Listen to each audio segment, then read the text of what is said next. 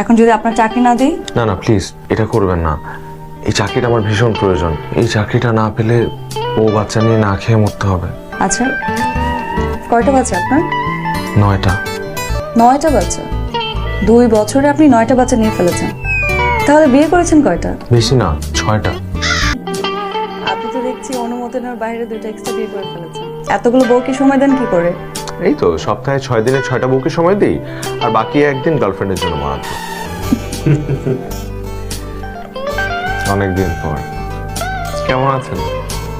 আপনি তো দেখছি ইন্টারভিউ দিতে এসে বসকে প্রশ্ন করছেন। আমি ভালো আছি, তবে এখন আর একটু বেটার। আপনার কথায় তাহলে বস আমাকে বলছিল।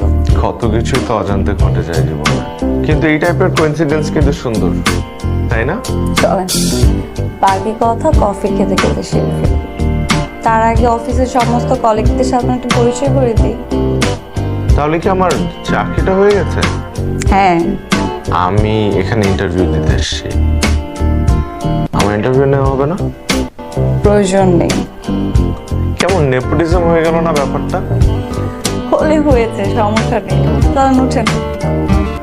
আচ্ছা সাহেব। জি ম্যাডাম। উনি সাফার আমাদের অফিসে নতুন জয়েন করেছেন। Oh hello, nice to meet you. আপনি সবার সামনে আমাকে সাহেব বলে ডাকেন, ওকে তো আসাদ বলেই ডাকতে পারেন। সাহেব বলে ডাকলে নিজেকে খুব বয়স্ক মনে হয়। আমি তো আর বয়স্ক না, তাই না? আপনি চাইলে স্ট্যান্ড আপ কমেডিয়ান হতে পারবেন। সাফায়েত, জি। আচ্ছা সাহেব কিন্তু মাঝে মাঝে 5 লাইন মারবেন, কিন্তু ভয় পাবেন না। আমি একটু কমেডিয়ান পারসন। এটা ওনাকে দেখেই বোঝা যায়। আমাকে দেখে কমেডিয়ান মনে হয়? না না, ম্যাডাম বললো তাই আমিও বললাম। ম্যাডাম তো আদর করে আমাকে আরো অনেক কিছু বলে। আরো অনেক কিছুই, সেগুলো কি আছে সাহেব? ম্যাডাম, যতক্ষণ না পর্যন্ত আপনি আমাকে আসার সাহেব বলা বন্ধ করবেন, ততক্ষণ পর্যন্ত আপনার সাথে কাজের বাইরে কোনো কথা হবে না। আসাদ সাহেব মনে একটু রাগ করেছেন।